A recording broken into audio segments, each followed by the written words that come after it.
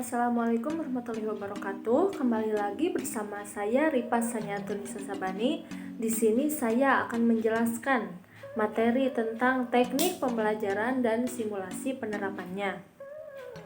Sebelum menjelaskan bagaimana teknik pembelajaran dan bagaimana cara menerapkannya, di sini saya akan menjelaskan tentang pengertian teknik pembelajaran. Menurut Kamus Dewan, teknik adalah pengetahuan tentang cara mencipta sesuatu hasil seni seperti musik, karang-mengarang, dan masih banyak lagi. Teknik merupakan suatu alat yang digunakan oleh guru untuk menyampaikan bahan-bahan pengajaran yang telah dipilih untuk peserta didik. Teknik yang dipilih haruslah sesuai dengan pelajaran yang digunakan dan seirama dengan pendekatan yang digunakan. Ada beberapa macam teknik pembelajaran. Yang pertama, teknik diskusi. Yang kedua, teknik kerja kelompok. Yang ketiga, teknik penemuan dan simulasi. Yang keempat, teknik inquiry. Yang kelima, teknik eksperimen dan demonstrasi. Yang keenam, teknik karya wisata. Dan yang terakhir, teknik ceramah. Pertama yaitu teknik diskusi. Teknik diskusi adalah salah satu teknik belajar mengajar yang dilakukan oleh seorang guru di sekolah, yang dimana di dalam teknik ini menjadi proses interaksi antara dua atau lebih individu yang terlibat, saling tukar-menukar pengalaman, informasi, memecahkan masalah, dan juga semuanya aktif, tidak ada yang pasif sebagai pendengar. Diskusi ditinjau dari tujuannya ada 3. Yang pertama, the social problem mapping merupakan teknik pembelajaran dengan tujuan berbincang-bincang menyelesaikan masalah sosial di lingkungan. Yang kedua, the open-ended mapping, yaitu berbincang-bincang mengenai masalah apa saja yang berhubungan dengan kehidupan sehari-hari di mana kita berada. Dan yang ketiga yaitu the educational diagnosis meeting, adalah berbincang-bincang mengenai tugas atau pelajaran untuk saling mengoreksi pemahaman agar lebih baik. Tujuan teknik ini adalah untuk memotivasi atau memberi stimulasi kepada siswa agar berpikir kritis, selanjutnya mengeluarkan pendapatnya serta menyumbangkan pikiran-pikirannya. Yang ketiga, mengambil suatu jawaban aktual atau satu rangkaian jawaban yang didasarkan atas pertimbangan yang seksama. Selanjutnya yaitu macam-macam diskusi. Yang pertama yaitu diskusi informal, merupakan diskusi dengan cara membagi kelas menjadi 2 kelompok antara pro dan kontra, yang dalam diskusi ini diikuti dengan tangkisan dengan tata tertib yang longgar agar diperoleh kajian yang dimensi dan kedalamannya tinggi. Selanjutnya, bila penyelesaian masalah tersebut dilakukan secara sistematis, disebut diskusi informal. Adapun langkah-langkah dalam diskusi informal yaitu menyampaikan problema, pengumpulan data, alternatif penyelesaian, dan yang terakhir memilih cara penyelesaian yang terbaik. Yang kedua yaitu diskusi formal, merupakan diskusi yang pada pelaksanaannya diadakan secara resmi. Peserta diskusinya adalah orang-orang yang diundang untuk menghadiri diskusi yang diselenggarakan oleh instansi terkait. Yang ketiga yaitu diskusi panel, merupakan diskusi kelompok kecil sekitaran 3-6 orang yang mendiskusikan objek tertentu dengan cara duduk melingkar yang dipimpin oleh seorang moderator. Jika dalam diskusi tersebut melibatkan partisipasi audiens atau pengunjung disebut panel atau bisa disebut dengan panel forum. Diskusi panel ialah diskusi yang terdiri atas seorang pemimpin, sejumlah peserta, dan beberapa pendengar. Dalam jenis diskusi ini, tempat duduk diatur sedemikian rupa sehingga pendengar dapat mengikuti jalannya diskusi dengan seksama. Setelah berlangsung tanya jawab antara pemimpin dan peserta dan pendengar, pemimpin merangkum hasil tanya jawab atau pembicaraan, kemudian mengajak pendengar ikut mendiskusikan masalah tersebut sekitar separuh dari waktu yang tersedia. Dan yang terakhir yaitu diskusi simposium. Diskusi simposium ialah diskusi yang berupa sebuah pertemuan ilmiah untuk mengetengahkan atau membandingkan berbagai pendapat atau sikap mengenai suatu masalah yang diajukan oleh sebuah panitia. Uraian pendapat dalam simposium ini diajukan lewat kertas kerja yang dinamakan prasaran, dan beberapa prasaran yang disampaikan dalam simposium harus berhubungan. Orang yang mengajukan prasaran berkewajiban untuk membuat makalah atau prasaran, menepati waktu yang diberikan, dan menjawab setiap pertanyaan dengan singkat dan tepat.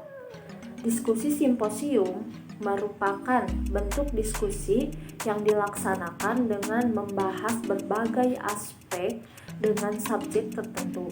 Dalam kegiatan ini sering menggunakan sidang paralel karena ada beberapa orang penyaji.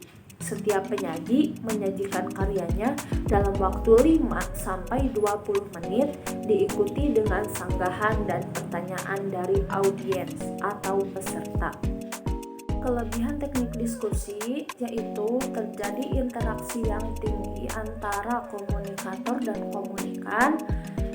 Selanjutnya dapat membantu siswa untuk berpikir lebih kritis dan memotivasi atau memberi stimulasi kepada siswa agar berpikir kritis, mengeluarkan pendapatnya, serta menyumbangkan pikiran-pikirannya.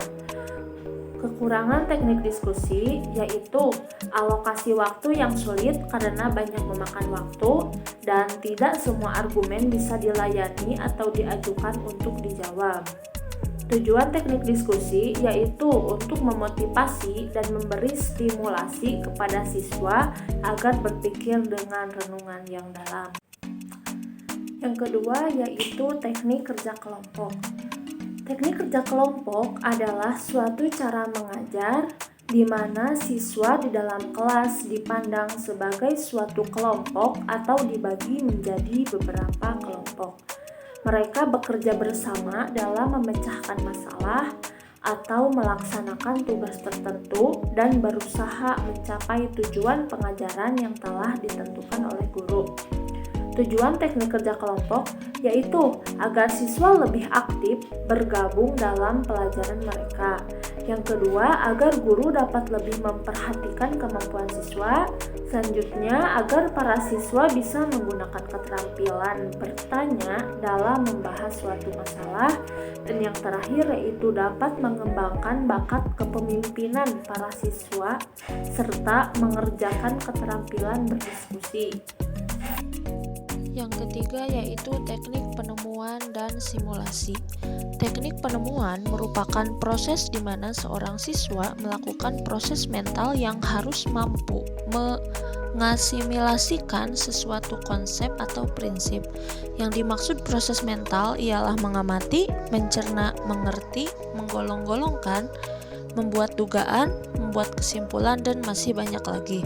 Kelebihan teknik penemuan yaitu dapat membangkitkan kegairahan belajar pada diri siswa, dan teknik ini mampu memberikan kesempatan kepada siswa untuk berkembang dan maju sesuai dengan kemampuan masing-masing.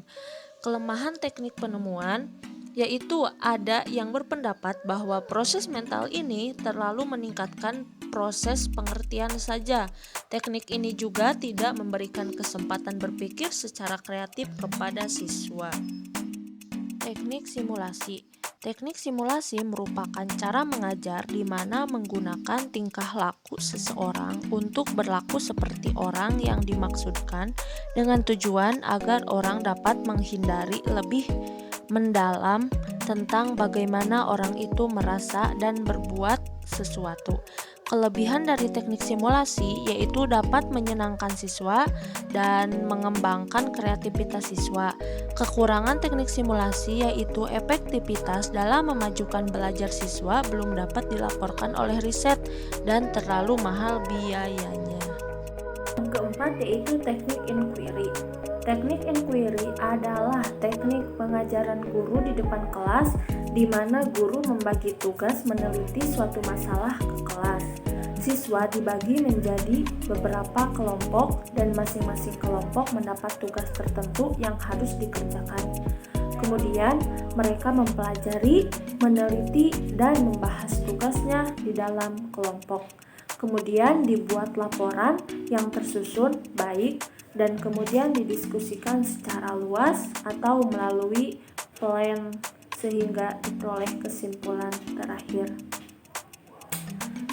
Menurut Joyce tahun 2005 mengemukakan kondisi-kondisi umum yang merupakan syarat bagi timbulnya kegiatan inquiry bagi siswa, yaitu aspek sosial di dalam kelas dan suasana bebas terbuka dan permisif yang mengundang siswa berdiskusi.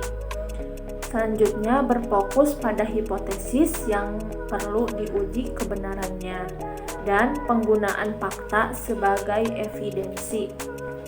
Kelebihan teknik inquiry yaitu mendorong siswa untuk berpikir dan atas inisiatifnya sendiri, bersifat objektif, jujur, dan terbuka. Dan situasi proses pembelajaran menjadi lebih merangsang.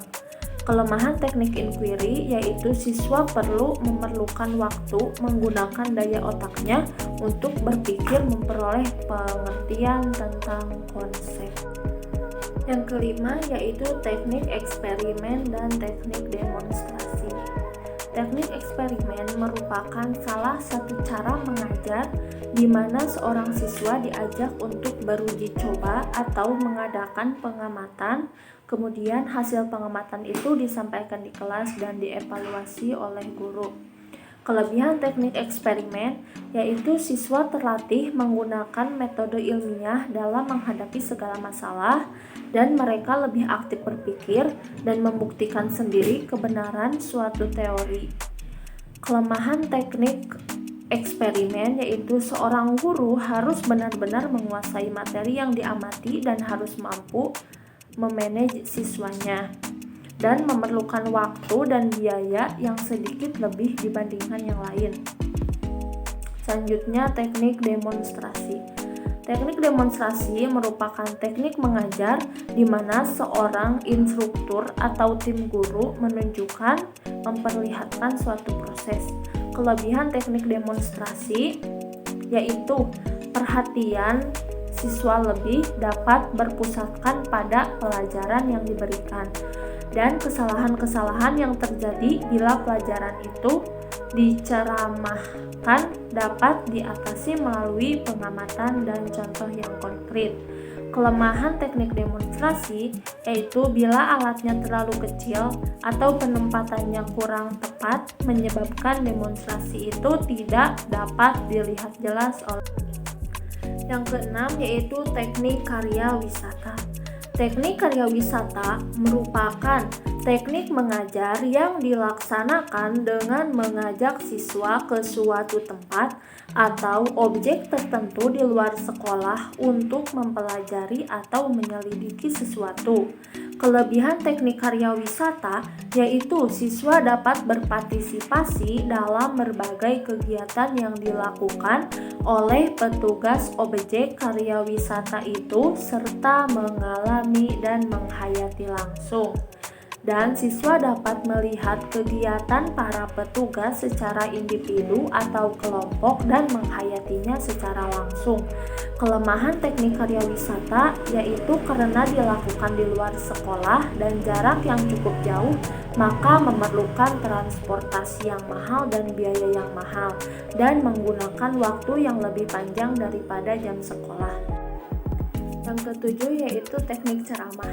Teknik ceramah ialah cara mengajar yang paling tradisional dan telah lama dijalankan dalam sejarah pendidikan, yaitu di mana seorang guru menularkan pengetahuannya kepada siswa secara lisan atau ceramah. Teknik ceramah bisa juga diartikan sebagai memberikan uraian atau penjelasan kepada sejumlah murid pada waktu yang tempat tertentu.